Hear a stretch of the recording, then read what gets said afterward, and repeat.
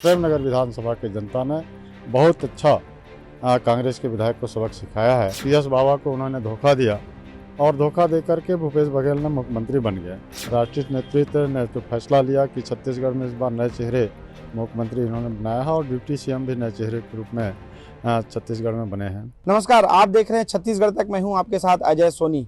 भाजपा की सरकार बन गई है, सारे विधायक जीते हैं जो 54 वो रायपुर आ रहे हैं और विधानसभा में जो सत्र चल रहा है उसमें अपनी उपस्थिति दे रहे हैं। उसी में से एक क्षेत्र है प्रेमनगर, जिसे भाजपा के लिए अभेद किला कहा जाता था, क्योंकि वहां से वरिष्ठ विधायक खेलसाय सिंह विधायक थे और सरगुजा के कई बार के सांसद भी रह चुके। ऐसा माना जाता था कि वो कांग्रेस का किला है, उसे ढहा पाना आसान नहीं है। लेकिन भाजपा के भूलन सिंह मरावी ने इस मिथक को तोड़ दिया और भारी मतों से वहां से जीतकर विधायक चुने गए हैं। हमारे साथ बात करने के लिए भूलन सिंह मरावी, छत्तीसगढ़ तक में आपका बहुत बहुत स्वागत है। भूलन सिंह जी, बताइए कौन कौन से ऐसे वादे थे कि जो लगता था कांग्रेस को काफी मजबूत है, प्रेमनगर वो किला उनका ढह गया और आपको जनता ने जिता के विधानसभा में भेज दिया? देखिए, छत्तीसगढ़ में पिछला कांग्रेस की सरकार थी और जिसके मुख्यमंत्री भूपेश बघेल जी थे।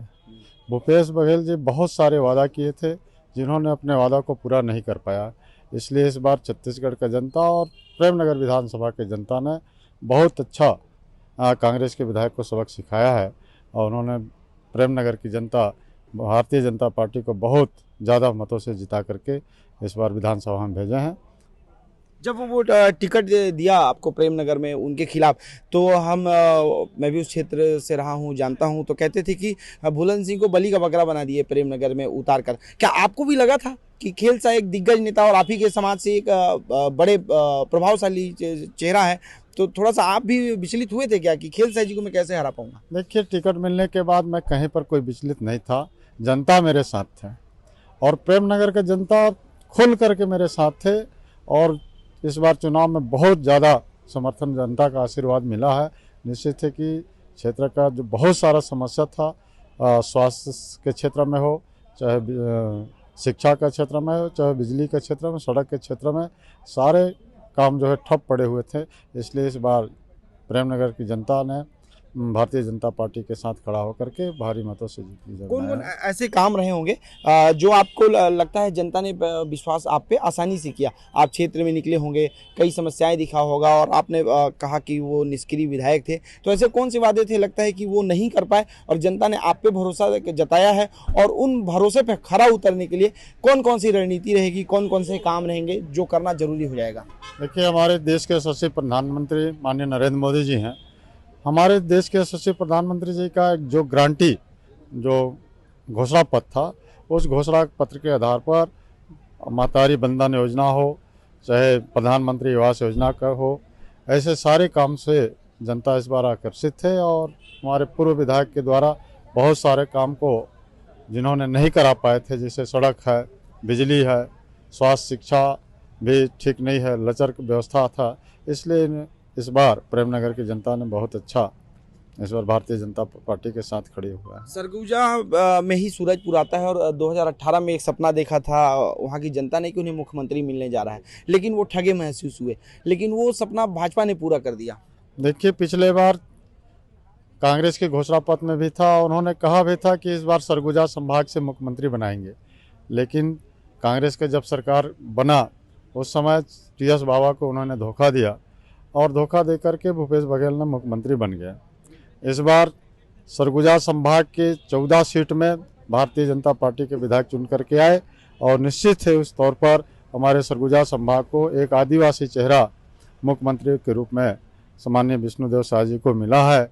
निश्चित है कि वो सरगुजा संभाग का विकास होगा और पूरे छत्तीसगढ़ का विकास होगा और हमारे सभी समाज, सभी वर्ग, सभी धर्मों के विकास आगे बढ़ते रहेगा। सरगुजा में ऐसा माना जाता है कि सरगुजा और बस्तर दो क्षेत्र विकास से अभी भी दूर हैं, वहाँ पे भी काफ़ी काम करने की आवश्यकता है, दूसरे राज्यों से सटी हुई सीमा है। और तो ऐसे में मानते हैं कि जसपुर जिले से अपने संभाग को मुख्यमंत्री मिल गए हैं, तो काम की रफ्तार दुगनी होगी। देखिए, सरगुजा संभाग में मुख्यमंत्री बनना है, निश्चित है कि सरगुजा संभाग का विकास होगा और विकास तेज़ी से बढ़ेगा। इसलिए तेज़ी से बढ़ेगा कि ये हमारे सामान्य विष्णुदेव शाह जी एक आदिवासी वर्ग से आते हैं और सरगुजा संभाग आदिवासी बहुल क्षेत्र है। निश्चित है कि उस क्षेत्र का विकास होगा और पूरे छत्तीसगढ़ का भी विकास ऐसा लग रहा है कि निश्चित तौर पर आगे बढ़ते रहेगा। जिस तरह से नए चेहरों को मौका दिया, मुख्यमंत्री बना दिया, डिप्टी सीएम बना दिया, क्या लगता है कि नए चेहरे में मंत्रिमंडल में भी नए चेहरों को मौका मिल सकता है? पहले बार के विधायक, क्या आपको फोन आ सकता है भूलन सिंह जी शपथ लेने के लिए तैयार रहिए? देखिए, ये राष्ट्रीय नेतृत्व का विचार है। राष्ट्रीय नेतृत्व ने जो फैसला लिया कि छत्तीसगढ़ में इस बार नए चेहरे मुख्यमंत्री इन्होंने बनाया है और डिप्टी सीएम भी नए चेहरे के रूप में छत्तीसगढ़ में बने हैं। निश्चित तौर पर राष्ट्रीय नेतृत्व ने और प्रदेश नेतृत्व ने जैसा उन लोग को लग रहा है कि इस बार कुछ नए चेहरे रहेंगे और कुछ पुराने चेहरे रहेंगे, निश्चित है कि यहाँ पर बहुत अच्छा मंत्रिमंडल का गठन होगा और छत्तीसगढ़ सरकार बहुत अच्छा ढंग से चलेगा। उम्मीद है कि सूरजपुर से भी मंत्री होगा? देखिए, अभी तो कोई कहा नहीं जा सकता क्या हो सकता है, काहे कि हमारे देश के यशस्वी प्रधानमंत्री जी और जेपी नड्डा जी, अमित शाह जी हैं और हमारे छत्तीसगढ़ के मुखिया माननीय विष्णुदेव शाह जी हैं। अब इनका ही ऊपर है, ये क्या कर सकते हैं। ठीक, बहुत बहुत धन्यवाद।